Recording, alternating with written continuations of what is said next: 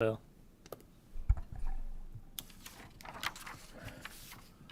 Happy New Year and welcome back to state government. And first order of business would be to call the roll. Madam Secretary, could you please call the roll? Senator Alvarado, Here. Senator Harper Angel, Senator McDaniel, Here. Senator McGarvey, Senator Schroeder, Senator Southworth, Senator Storm, Senator Thayer, Senator Wheeler, Senator Nemus, Present. Senator Mills. I'm here, and we do have a quorum. Just a couple things before we get started, some announcements and reminders. Members, please remember to silence your cell phones and remember to turn on your mics when you speak so everybody can hear you. Just for to start the year out, the session out, for kind of chair committee policies, just be reminded that any committee substitutes I'd like to know about in advance if possible. Also, committee substitutes need to go through the proper LRC vetting and drafting before they are offered. So as far as oral amendments, we're going to try to stay away from those this session, but the biggest thing would be to communicate with me if you're planning a committee substitute in the future. So final thing before we get into the legislation that's before us, we have an intern this year, and he is from Campbellsville College. Okay. His name is Quibe Malala, I believe, and he's over here to our left and your right. And we want to welcome him. He's going to be helping our committee out during the session. So, Quibe, welcome to the Kentucky State Senate.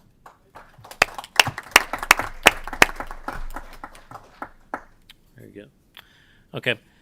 Members, if you want to take note, in your folder, there was a letter of response, a recent letter of response from the Kentucky League of Women Voters that was sent in this morning. So we have included that in your folder as well. So please take time to take a look at that if you don't mind.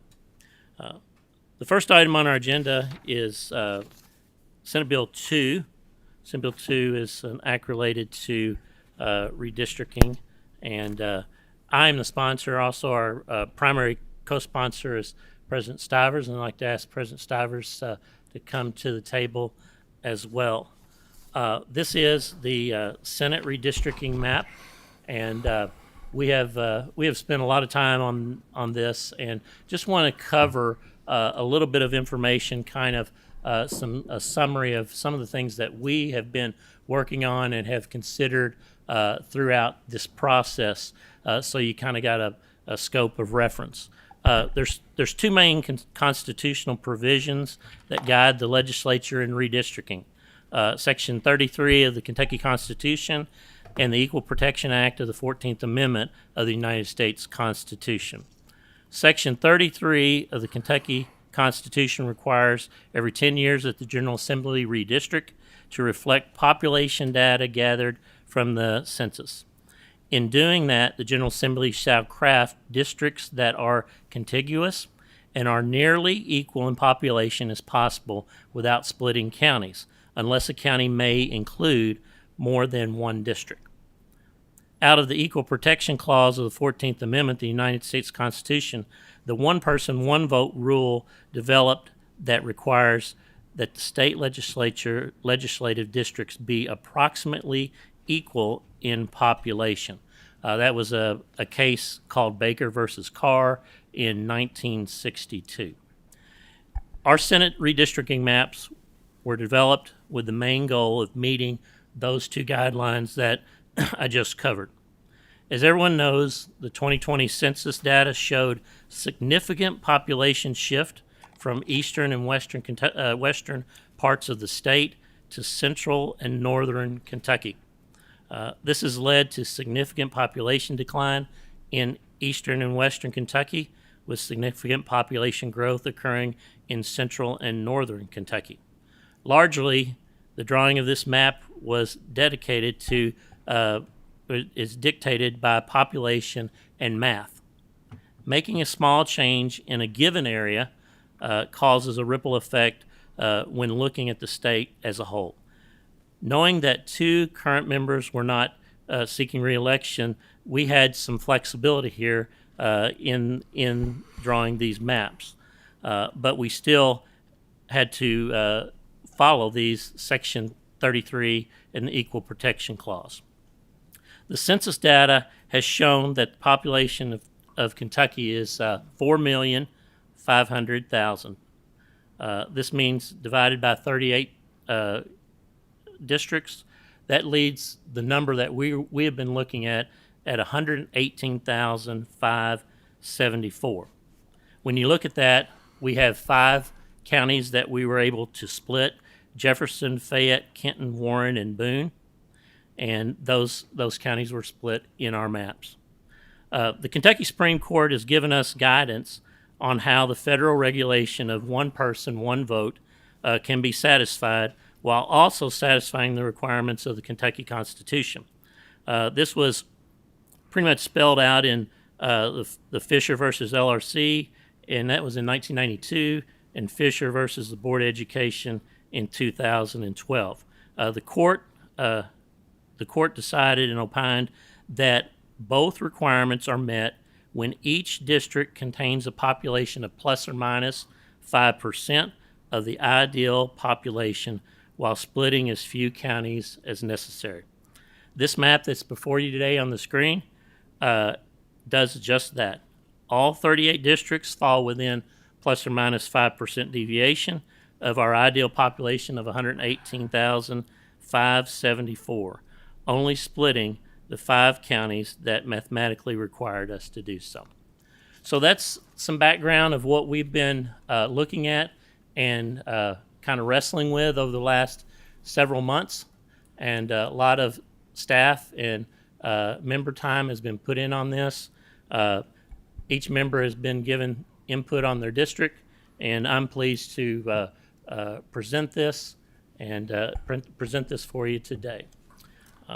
At this point, I'll allow President Stivers to make some remarks regarding the map, and then we'll be open for questions or remarks from the committee. Thank you, Mr. Chairman, members of the committee. You have hit most of the things that would be discussed about the guiding principles being to stay within the guardrails as set up by the state and federal constitution, which at sometimes are in conflict. But the courts over the years have determined which one prevails in primacy, basically of the federal constitution over that of which we have as our Kentucky Constitution. You're exactly right that if you move one county around, it will ripple throughout the state due to the population losses in the east and the west. You are very familiar with this. The 2 first and second Senate districts pushed into your district that you currently have, which forces your district to move, which forces other districts to move, because it has to be contiguous and within a plus or minus 5% deviation range to meet the parameters as set up by the state and federal constitutions. This is not the easiest thing to do, because this is actually, I'm a product of redistricting, because I came in right after a redistricting had been done pursuant to a court case. I'm not sure if it was Fisher 1 or Fisher 2, but then after that we immediately redistricted after my first term. So I've actually gone from, on this map, Rowan County to Magoffin County to Morgan County. Now I'm in McQuarrie County. So I've been one county in my career from the Ohio border, one county from the West Virginia border, one county from the Virginia border, and now I'm on the Tennessee border. But that's how population shifts and the dynamics do this. We, and when I say we, you and I, and then other members and staff have attended numerous meetings sponsored by legal groups that brought in bipartisan lawyers from the DNC and the RNC that have litigated these types of things all over the United States. And I actually think it was one that you and I, Mr. Chairman, went to in Salt Lake that we did have the lead counsels for both parties at the national level discuss how you draw constitutionally drawn maps that would suffice at the federal level, but noting that you had to meet your state level criteria as well. So when you look at this, and there are certain things you look at, and there is another portion of our Constitution that has limited but untested impact, we, in this map drawing, as we did in 2014, I think, have drawn a map that is within the deviation range. All counties are contiguous. Does not impede on the 1969 Voting Rights Act. Has split as few of counties as possible, and does not put any sitting member in a district with another member. So that has been something the courts have looked at, but we've always tried to avoid it.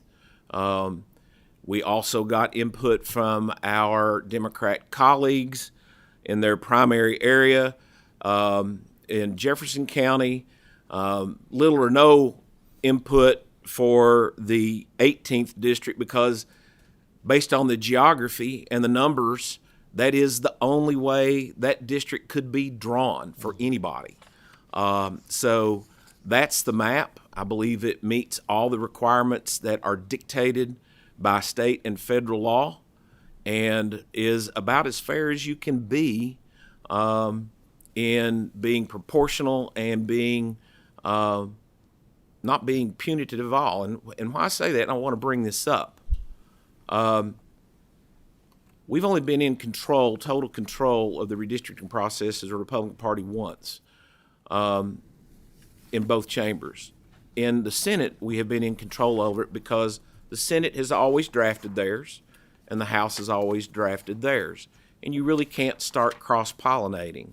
But prior to when I became the Senate president along with Senator Thayer, we have not had any gamesmanship in this. We did not do an Ackerson, and a lot of the younger people in here will not know what an Ackerson is.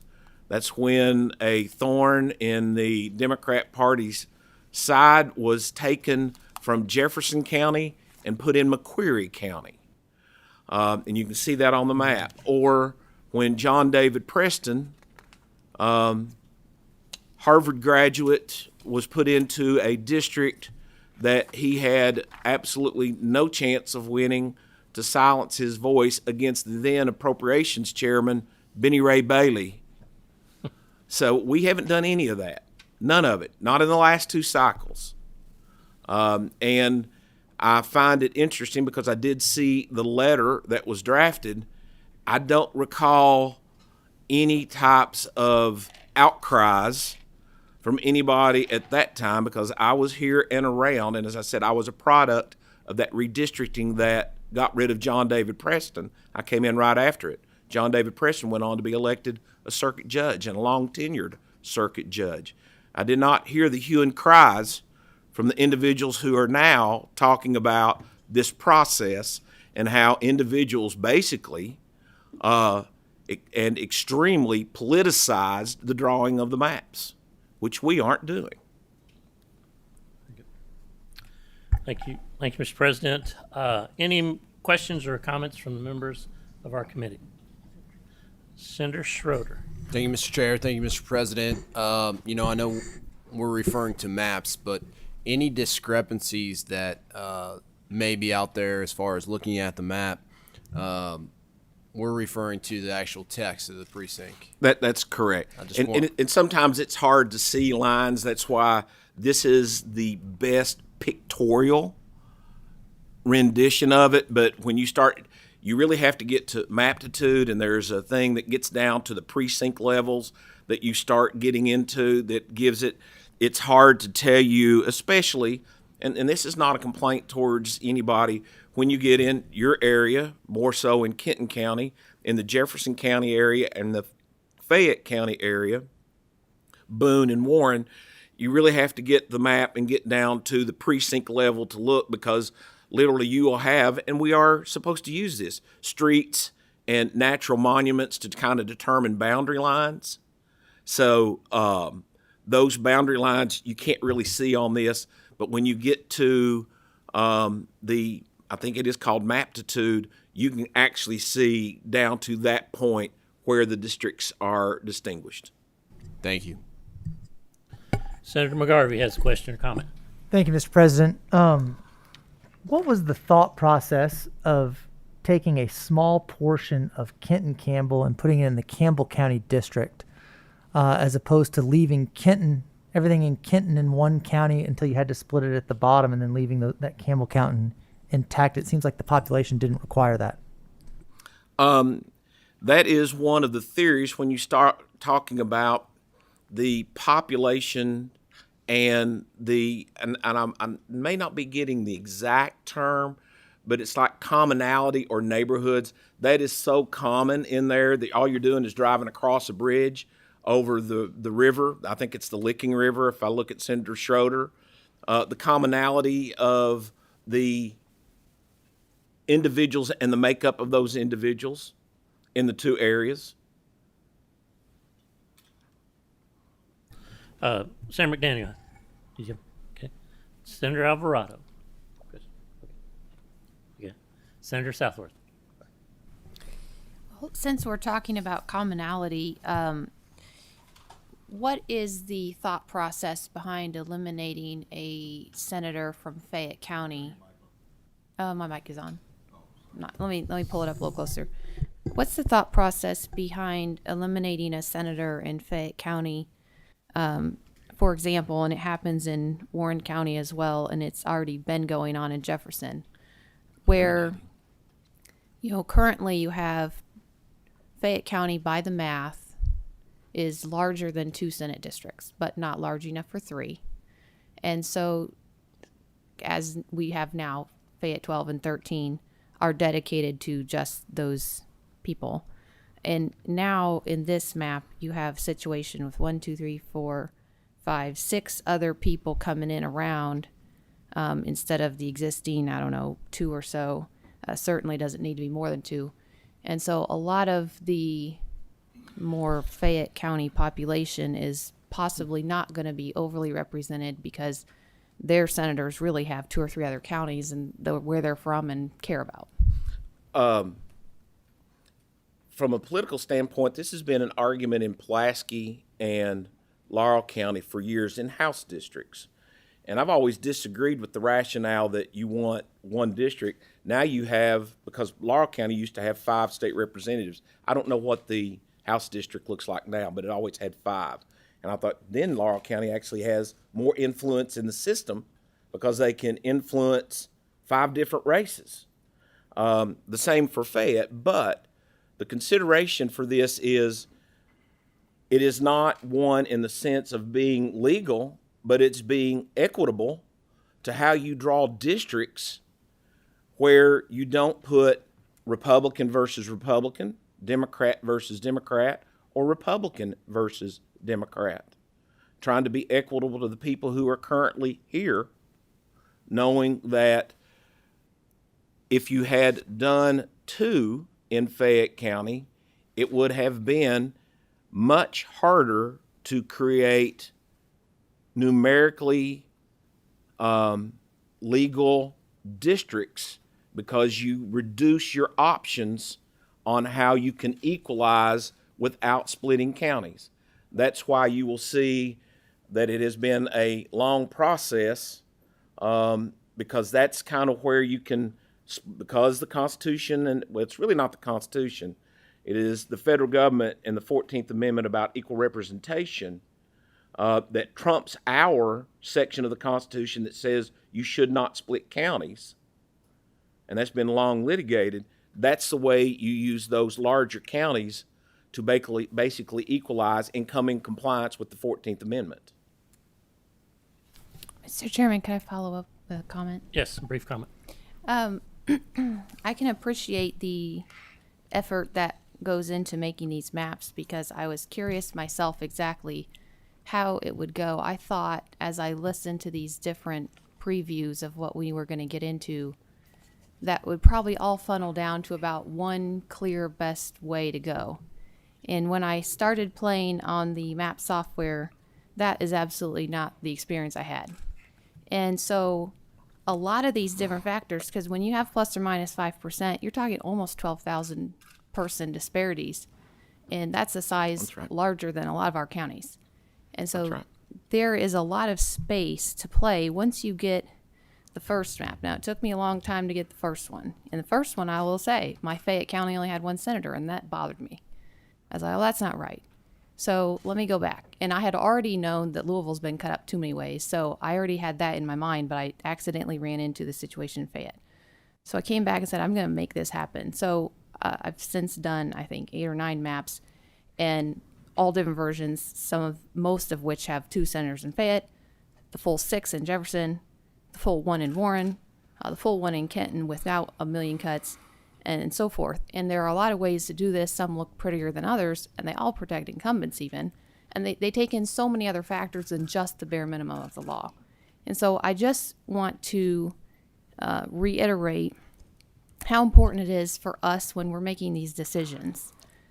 Not to just go with what's the easiest path or what's the most likely path, but we're 38 people here in the Senate who all have to come together to make decisions. The whole point of the people sending us here is to come to consensus together on what's best for the state as a whole. And I feel like in the redistricting process, it's divide and conquer. It's, does my district bother me personally? Does my district bother my constituents? Well, too bad. My constituents are totally torn up. I'm losing 100,000 of them, and in all different directions. And so I feel like we need to be coming together on what's the best policy for the state, not what benefits me or what benefits my district only. That's our first and foremost concern, to follow the Constitution, to follow the laws, what's good for our district, but we represent the state as a whole. And nobody has been talking about what is the best redistricting for the state as a whole. And there are so many other factors I think we could bring into this discussion besides just the bare minimum low threshold of what can we barely get by with. Thank you. Mr. President, you have a comment? Yeah, I will in totality disagree that we do the bare minimum. That is a matter of opinion, and when looking at this, when you think about what the bare minimum may be, it is just getting contiguous within the deviation range and meeting the 1969 Voting Rights Act and not splitting any more counties. That is the bare minimum. If we wanted, and I think we went well above that by engaging, this is the numerical data has been out there. There are certain things that you cannot do because of geographics and demographics, and one of them I can point out right off the bat is Daviess County. There is no way that that can be constructed any other way. If we wanted to do the bare minimum, we would have done that. We would have not had engaged our colleagues from the Democrat minority. Those things were done, and in this, I think that's well beyond the bare minimum, especially when you've seen the way districts have been done to the bare minimum in the past. Thank you, President Stivers. Just one other comment that I failed in our intro. One of the legislative processes here kicks in is called a local government mandate. That was produced by LRC, and it was their decision said that the local governments were affected indeterminably depending on the maps and how they are drawn. So just wanted to point out that legislative process has taken place, and I failed to report that. If there are no other questions or comments, the chair would be open for a motion on Senate Bill 2. We have a motion from Senator Wheeler. We have a second from Senator Alvarado. Madam Clerk, please call the roll. Senator Alvarado, Aye. Senator Harper Angel, Senator McDaniel, Cast my vote and explain. Yes, you may. And cast an aye vote. And I just wanted to take a second to thank those who worked on this out of the Senate leadership offices, that's both majority and minority parties, to the staffers, both in the Senate as well as the nonpartisan staff. This stuff isn't easy. And I hate losing the 3 Covington precincts that had to leave the 23rd Senate District, but the fact is there's simply no place to necessarily push when you're already bumping up against that deviation. And when you bump against a border and you bump against a deviation and you bump against counties that can't split, there's only so much you can do. And those scenarios exist around the state as you build this out. So to our leadership, to the minority leadership, and to the staff, I just want to say thanks. Senator McGarvey, I'd like to explain my vote, Mr. Chairman. Yes, you may. Thank you, Mr. Chairman. I actually want to first of all start off by saying I appreciate the majority reaching out to us, particularly in regards to Jefferson County. We did have some input into Jefferson County, and I appreciate that ability to work with the majority in that regard. I also want to say that I've been consistent about this since getting here too. Redistricting is messy. Redistricting is not fun. It also shouldn't be left to partisan redistricting. I'm a firm believer in a nonpartisan redistricting process. I think that no matter who is in charge, as President Stivers pointed out, whether it's people in the past, whether it's people in the present, that the political pressures are too great on partisan people to draw maps in a way that a nonpartisan group would. To that end, normally in committee, you vote to move things along. While I appreciate the input from here, and we had some good input into Jefferson County, I also appreciate the fact that the Senate map does not pit incumbents against each other. I think that is something that we didn't see in the House map, and I appreciate the majority taking the time to do that. We still didn't get to see the map until late last night in its entirety. And there are many people all over the Commonwealth, whether it's people who are looking to run and put their careers in hold, whether it's people who just want to know how they're going to be represented and how they're going to be reflected in their government. I think this is actually a process that needs to slow down right now. For that reason, I vote no today in committee. Senator Nemus, I'd like to explain my aye vote. Yes, you may. I want to thank the staff and the ones that worked on this. They worked on it very hard. And as far as the partisan, it is our obligation to do these maps. And I don't think it's for the legislature who is voted on by the people to give up that power to someone else. That nonpartisan, as you say, entity will become partisan. And then there is no accountability for them because they're not elected. So I think us keeping this is absolutely a must. It is by Constitution.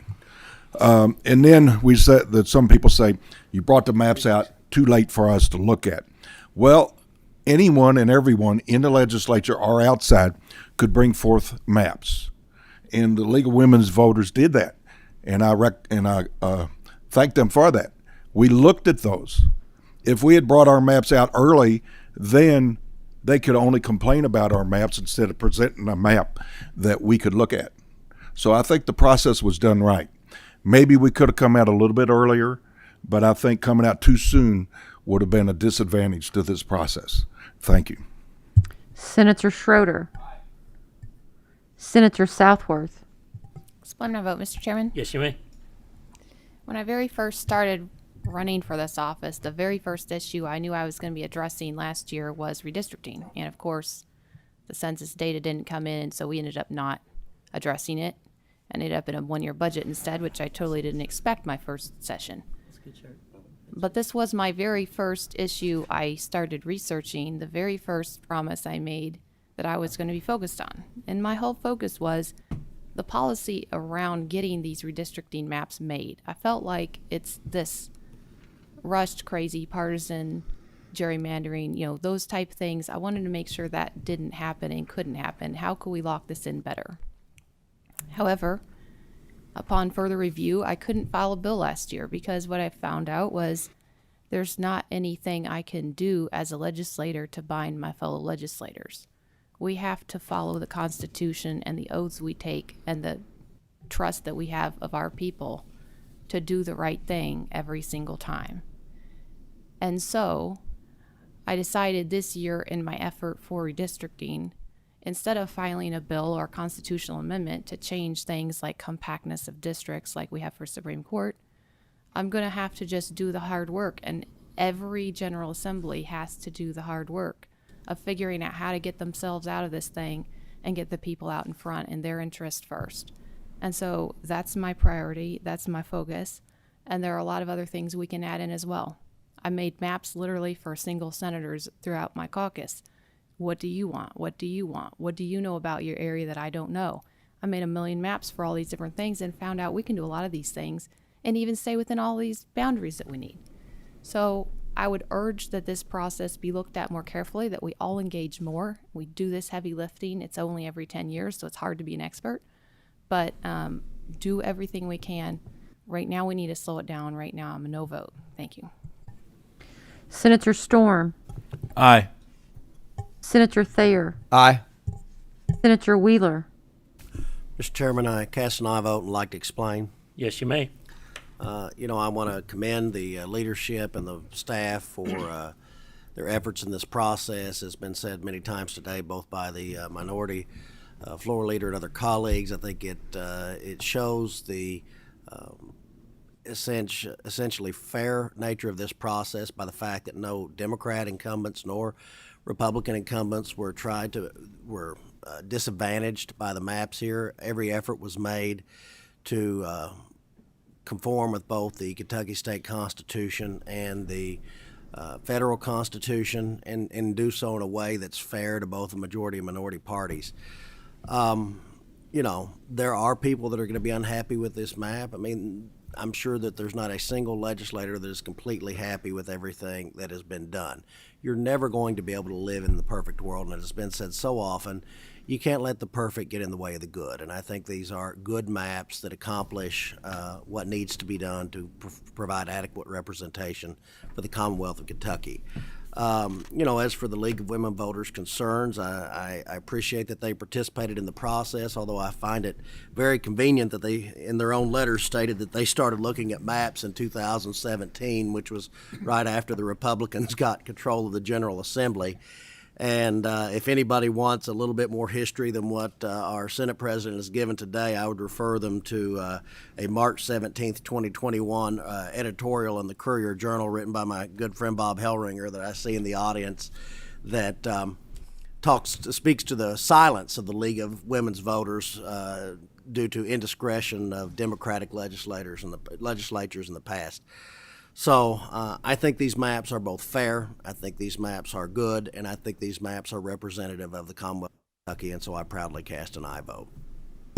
Senator Mills, I vote aye, and I'd also like to add my voice to the thanks of the staff and members that put in the hard work on this to get to these maps. I think they are very fair, and they meet and go far above the minimum standards that were given in both constitutions. So I vote aye, and Senate Bill 2 passes 8-2, and same shall move on to the Senate floor. Next item on the agenda is Senate Bill 3, which is the congressional redistricting maps that are before you. Just a little bit of comments on this. A substantial amount of input was given by congressional members, and they've worked on these, and our staff and members have worked on this map as well. And at this point, I'll yield to President Stivers for any comments or remarks. Again, thank you, Mr. Chairman, members of the committee. I'm going to look to Senator Thayer on this because I think we're the only two that were here the last time we did either one of these redistrictings. And this is different than ours when I start talking about this because in our discussions, Mr. Chair, and with Senator Thayer, political considerations are not justiciable as per our Supreme Court decision. But we try to tamper down the politics, because the map as you see it was a map that basically has existed for quite some time with some deviation that was created back, I think, in 1992. So this configuration that you see was done by, and again, with deviation, by a Democrat House and a Democrat Senate in an attempt to beat Hal Rogers and several other Republican congressional members. And it happened to backfire, because after that, they put enough Republican counties into areas that Carol Hubbard lost. I think former State Senator Prather ran and lost. John Doug Hayes, who they thought was going to beat Congressman Rogers, lost. And so we have basically tried to work off this map for the last 30 years with just minor deviations to it. The other major difference in this is there is zero deviation under the federal guidelines, which means, unlike ours, where there's a plus or minus 5%, they have zero deviation. So these districts are numerically equal, plus or minus one person. So that's where you get down to Senator Schroeder's question, that you actually have to get down to the streets and drawing the lines based on what the census tract data shows you. So Senator Thayer and I have had numerous conversations with some parts of the congressional delegation as to what our thoughts were legally and what they were thinking about division to make these boundaries meet, and it is a federal issue, meet the federal requirements of congressional redistricting. So the maps, as you have seen, and that are seen here on the screen and in your handout, are those that have been generated through input from the congressional delegation, in discussions with you, Mr. Chairman, with the floor leader, and myself.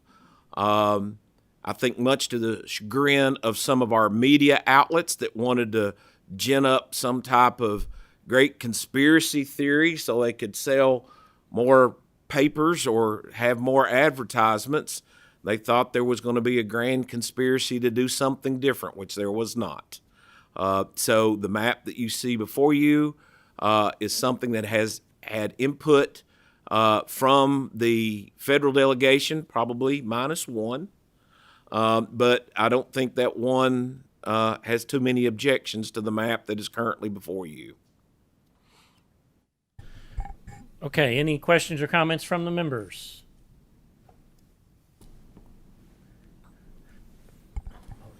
Okay, we have a motion from Senator Wheeler for approval. Is there a second? Second from Senator Alvarado. Madam Clerk, please call the roll. Senator Alvarado. Aye. Senator Harper Angel. Senator McDaniel. Aye. Senator McGarvey. Cast my vote and explain. Yes, you may. I vote no for the reasons stated previously. Thank you. Senator Nemus. Aye. Senator Schroeder. Senator Southworth. Explain my vote, Mr. Chairman. Yes, you can. I'm casting a no vote.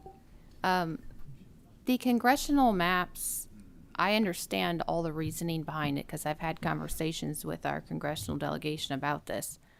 But this is really bad looking. It almost looks like the state of Maryland's historical, memorable thing that we now call, as a word in the dictionary, gerrymandering. And this is the kind of thing that I believe we're here to make sure doesn't happen. The fact that my constituents are now going to be represented as the same constituents from Fulton County makes zero sense to me.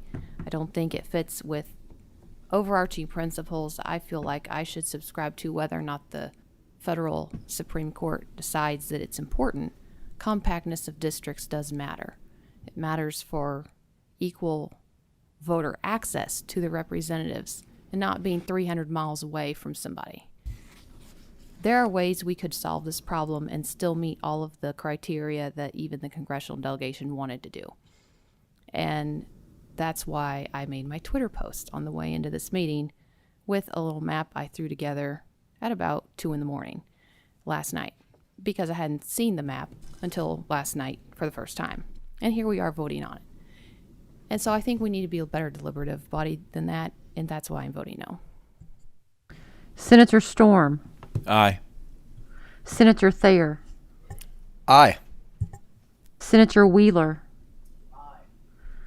Senator Mills. I vote aye, and Senate Bill 3 passes 8-2. 8-2, and same shall pass on to the Senate floor. If there is no further business before us, this motion second to adjourn. All in favor, say aye. Aye. We are adjourned. Thank you, gentlemen and ladies.